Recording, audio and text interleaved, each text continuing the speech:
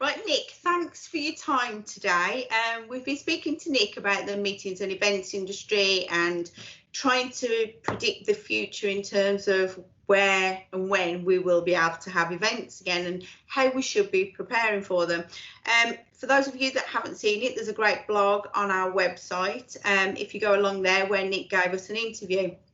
So, Nick, I just wanted to pick up with you following on from that interview that you did with us about the industry bouncing back and just delve a little bit deeper into some of your thoughts around a couple of items now that the Prime Minister announced this week his roadmap to lifting the lockdown.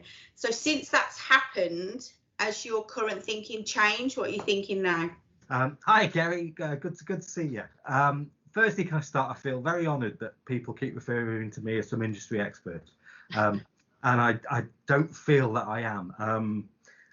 All I'm basically trying to do is pass on information that I've heard. So people like and yourself have been really good at keeping in contact with me.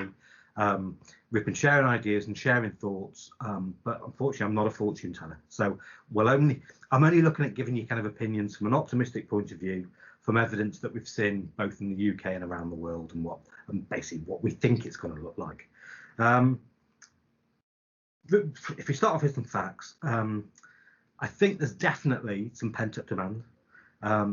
People are itching to do stuff. I'm itching to do stuff. Talking to clients, there's people that, when can we do this? When can we do that? People are missing human interaction. I will go to the drop of a hat when this all over. So please invite me to anything. I'll remember that. Yeah. But I think we've got to appreciate that everyone's different and everybody's perception of this will be different. If you look at my wife, for example, she's really reluctant and still quite scared of what might happen. For everyone of me that wants to go out, there's everyone at her that wants to be reassured that it's safe to go out. Looking around the world, though, other territories, and if we look at China, they were the first to get it and the first out of it. I think I understand they're almost back to normal. So, following on from what the PM was saying this week, I think it's only good news. We can see an end in sight, and it just seems like people are starting to smile again. We're getting there. Yeah, there does seem to be a little light at the end of the tunnel now, I think. And the prediction is come early May time, I think it's about the 17th, that we'll be able to kind of like mix with our friends and family at the pub and have a drink and things like that. And it also means that some events can start happening on that date as well. One of the things that we think potentially could be big, and it'd be nice to get your thoughts on it, is summer events. So we're going to see, because of the outdoor aspect, there's lots of fresh air, nobody's inside. So what are your thoughts on kind of summer events? Do you think they're going to be a hit? In short, yes, I do. Conversations even before this week, conversations we'd have with clients was that companies are looking to do things with their staff. They've now had a year where they haven't been able to come together with their staff. What's best and how and when? It's something I've mentioned before, so apologies if I'm repeating myself, but I think it's all about the confidence of people. So first of all, there's the confidence of the corporate to actually look at doing an event, the booker and where to book it and when, the agency, as in who are we using, who do we trust, who do we think is a good venue to use, the venue themselves, whether they're confident to do the event, and then the delegate, if they want to go or not. If it's me, can I convince my wife that it's safe enough for me to go? So I totally agree with you. I think there's summer things are good. Things are going to look a lot brighter already. I already feel brighter in a couple of days since then. And the sun's been shining, so that's made it exactly the sun's shining. It's started to feel a bit more like spring, isn't it? But it's to come back to your point, the summer events I think are a good idea and I think work well for everybody. And it could well be that give it a couple of months, it's even a brighter place. So as long as we can get the confidence that it's safe, the risk factors start to go down and people start to feel like it's normal, I think it's in short, I think it's a good way of thinking. Okay. Do you think there's going to be, is there anything in particular that you think people are going to be looking for? I mean, being outdoors, there's so much variety. Do you think there's anything that people are going to be looking to do? I think there's going to be a lot of excuses to get together, maybe. So whether they call it a summer party or I'm not sure if we were arrangeMY, sorry, is obviously my business. We were supposed to have our 30th anniversary party last March. Yeah. Shockingly, that got cancelled. So now you're looking at a 31st anniversary party for this year. Now, I don't want to get people together and have a lot of my talk and a lot of corporate messaging. I just want to get together and have a good time. And I think that would be the majority of the country. It's all about the personal interactions at the moment. Yeah. On the back of that, and actually some notes I made earlier, is that how I can see the route to that happening. So I think when the restaurants start opening, that'll be a bit of confidence. Then it'll lead to people going to pubs again, and that'll be more confidence. Sports games. I've just actually read 2 minutes before coming on the call that Reading and Leeds festivals are looking to go ahead this year. That's August bank holiday. I just think although it might seem a way off as we speak, it'll get better and better and better, and the old norm, which I was very happy with, will become the new norm again. We'll be used to socialising. Even I was reading a headline yesterday. There's the Euro Championships, the finals being held in the summer at Wembley. There's the potential that they're looking at having 90,000 people there. Wow. Now, don't quote me on this because obviously it's changing all the time and it might change again. But if there's a football match that can have 90,000 people, why can't there be a meeting for 400 later on in the year? It's not that our industry's died. I'm copying someone now, but there's a phrase that about being a saddle maker the day that the motor car was invented and that saddles just weren't required anymore. Well, our industry hasn't gone away. People do still want meetings. People will still want to interact. It's just been put on pause for a year. So long may it continue to come back. Definitely. Talking about kind of social events, dare I mention the word Christmas this earlier on in the year? If you want to buy me a present, you're more than welcome. Do you think Christmas will be bigger and better this year because of missing out last year? As long as we keep on heading in the right direction, and as long as obviously they keep a hold of things. I have seen some news that we might experience another peak as we get into autumn and winter this year, which may obviously affect Christmas. So everything's obviously with a pinch of salt and an air of caution. But why wouldn't it be?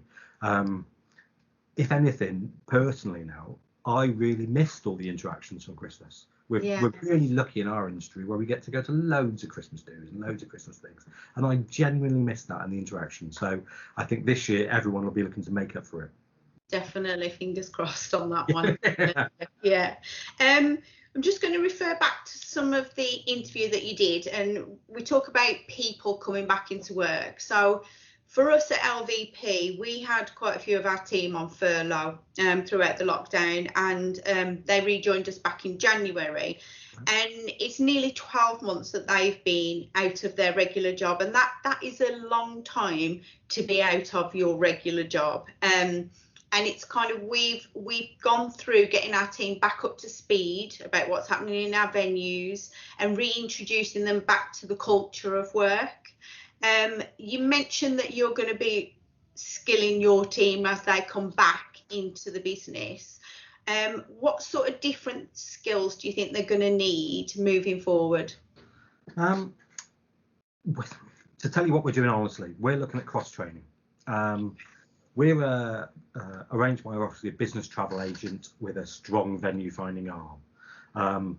We're looking at people being able to do other jobs to support different areas. For example, I would imagine that venue finding, or venue sourcing as we now call it, is going to get busier before our travel department will. So we're looking at cross training that. So we're basically giving people more skills so they can do more things in the business. We've took the decision to try and retain all of our staff. I don't say that as any badge of honour because people are doing what's right for their business to keep them going at the moment. And if people have had to make redundancies, it's always with a heavy heart. We're looking at doing things a bit different where we've utilised furlough as long as we can. We've kind of worked with our staff and how can we make things work for basically the whole team. Yeah. We are also thinking of new ways of working, though, new ways of thinking, new ways of working. The obvious being working from home. I've been amazed how much issues we haven't had. Now, we haven't been busy. Let's not kid ourselves. So, but we haven't. Yeah. We have had. I think it's 80% of our staff on furlough at some point. But everyone who has been working from home, it's worked great. There's been absolutely no problems, not one. In fact, I think the only slight issue we had was that someone kept on logging on at a weekend and doing work on the weekend when they shouldn't be working. And it's come on, you've got to give yourself a rest. Like you said earlier, the first step's going to be getting people back introduced into work. I fortunately, and I say fortunately, haven't been on furlough myself. It would have drove me crazy. It really would have. So I'm under no illusions that being on furlough isn't easy. It isn't the barrel of laughs. You're not linked to the business. You might not know information on the business. You don't know what the financial state of the business is like. We've tried to make sure that people have been educated along that all the way. So I've been phoning people up and saying, look, we're all right. We're just basically keeping our heads above water. And I can't think of the right word now. We swim and don't move, whatever that's called. So we're looking at retaining our talent. Something now is we're starting to bring people back from furlough as well. So we're looking at people's product knowledge. We're looking at if they're still doing the job they were doing before, what's changed in the last year, what do they need to gen up on, what can we get better at. So it's retraining as well in that phrase, but potentially not for a new area, just to make them better at what they do. We've also, there's not very exciting stuff. We're taking the opportunity to look at processes and systems, seeing we can streamline stuff. Basically, what we can do better. We usually run flat out. We're usually a busy company or in a busy place. We might not be for a bit. So when we get people coming back in from furlough, we can use that time to probably think a bit more and the whole what, why, and what if. I think a lot of companies have done that, haven't they? It's kind of like you've always done the same thing for the same amount of years, so you just do it, don't you? Because you're in that mill of doing it all the time. So it's kind of a great time to reassess processes and why do we do it and do we have to do it? You haven't even really got like you're saying, you haven't really got the conversation. You haven't got the chance to think, why do we do that? Never mind what can we do better? Yeah, that's true. So no, we're gonna try and do that. But basically, try and keep people motivated and try and keep people that we're taking advantage of flexi-furlough at the moment. So I'm sure our sales guys won't mind me saying this. We're getting them back in on basically a piece at a time. So it started with half a day, 1 day a week. It'll be building up to that as we go along. Hopefully they can appreciate they're valued and that furlough means basically equals that you're valued by the company you work for. We also value to have them back, and have them motivated. So no, we're trying to make it a good tale here. It's good. Sounds good. Which basically, I suppose, leads me on to my next question. Is that you addressed it earlier in our conversation that venues and suppliers are going to have the job of giving confidence to you to then relay on to your customers, who then are going to relay on to the delegates, type of thing, about our venues being safe and secure and it's going to be okay.